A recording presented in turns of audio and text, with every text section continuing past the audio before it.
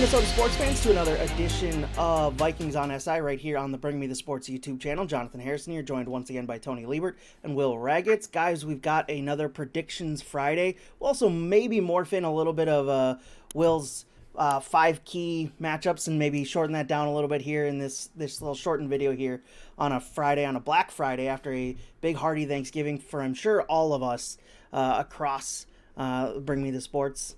So let's jump right into it. Vikings Cardinals this weekend, Will. Let's start off with you with the score prediction for today.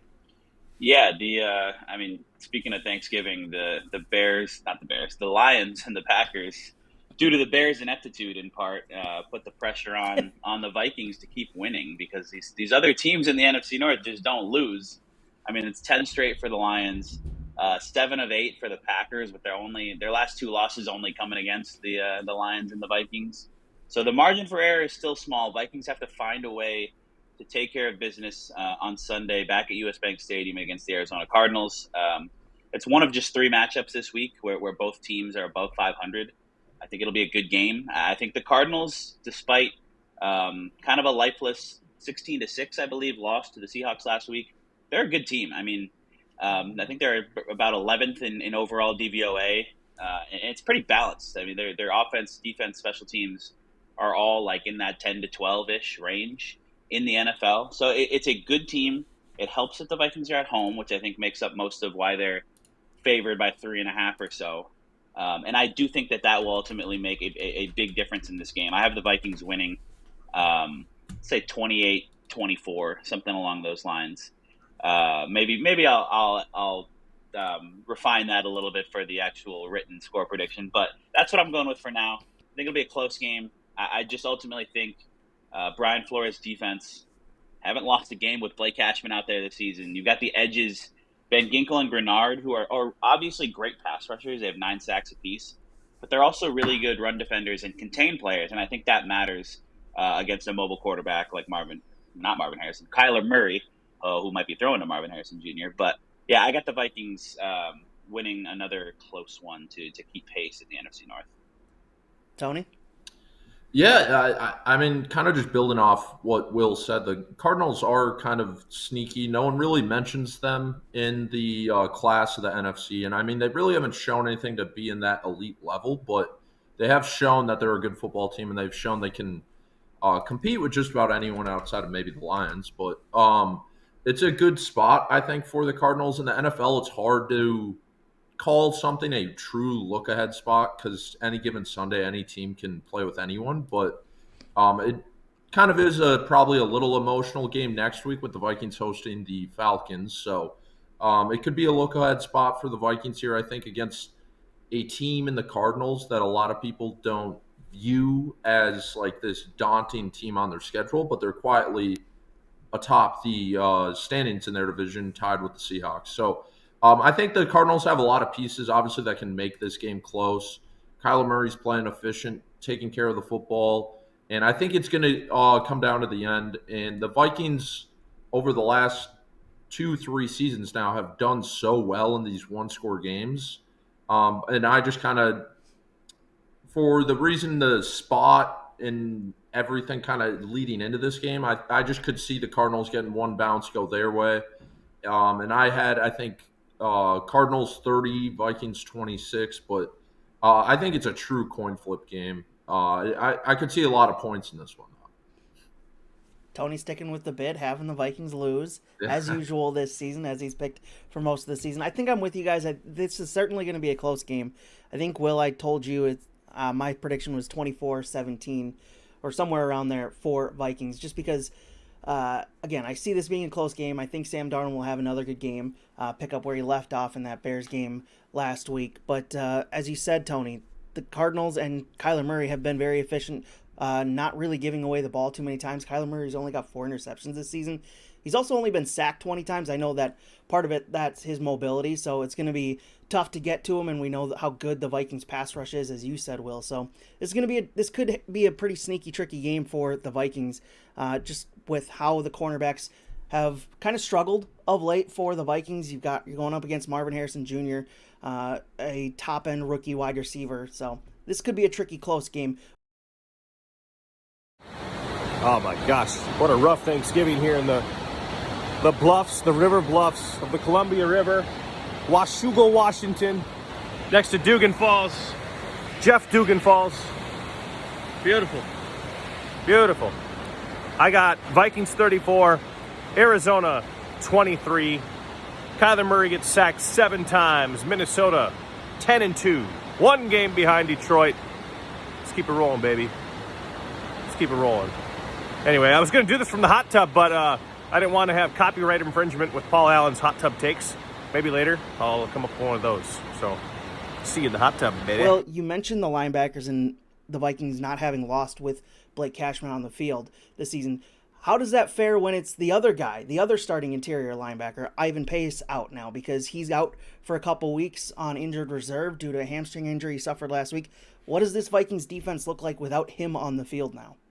Yeah, it's a big loss. It got really lost in the shuffle this week of the certain quarterback the Vikings signed to their practice squad in Daniel Jones, and that took over the Vikings news cycle, understandably, given that you're signing a longtime starting quarterback in this league to your practice squad. And I get that. But, yeah, the Ivan Pace Jr. news is unfortunate because he has been really good this year. I mean, he was great last year, but he's shown this year that was not some rookie flash in the pan. He's continued to be a productive player. They've had him in a role that works well for him where he's not the number one every down linebacker. I think that's why they went out and signed Blake Cashman this offseason to replace Jordan Hicks and to be that, communicator, every down, versatile guy, a guy who's a little bit bigger than Pace, which will always be a slight limitation with him. But when he's in that number 2 role, he can play a lot. He can fire downhill against the run. He can be one of the best blitzing linebackers in the NFL, which is what the PFF numbers suggest that he's been this year, and just a great fit in that role for Brian Flores. So that's a big loss, but they do have some options to replace him. It helps that Cashman is still healthy. He's going to be out there. Kamu Grugier-Hill, the veteran, he played, I think, 45 snaps last week after Pace went down in the first quarter. That's a very solid guy to have in that number 2 role. And then I wouldn't discount the possibility of, again, a guy that got lost in the shuffle this week. Jamin Davis is another former first-rounder drafted by the Commanders. Vikings signed him off the Packers practice squad after the Pace news. He could play a little bit as soon as this week in just a go out there on pass rush downs and go get the quarterback type of role from the inside linebacker position. He is a big dude. First-round pick largely because of great size, great athletic testing numbers. He can fly downhill. He's got like 7 career sacks, 30 pressures, something like that.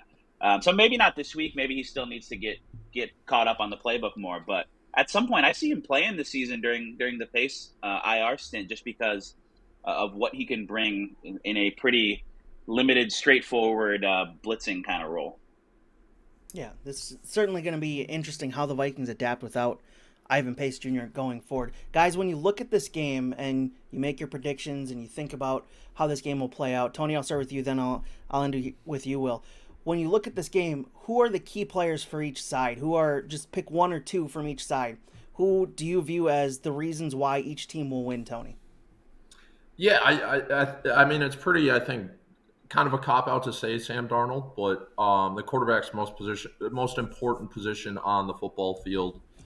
And I think in this game for the Vikings, we saw them have success last week, obviously with Jefferson having a worse game than he typically does. But I think getting that duo back on track in a big Jefferson game would be a good recipe for success against the Cardinals. And if Darnold and Jefferson connect for their classic 100 yards and a touchdown in this one, I think the Vikings are going to have a pretty clear path to victory.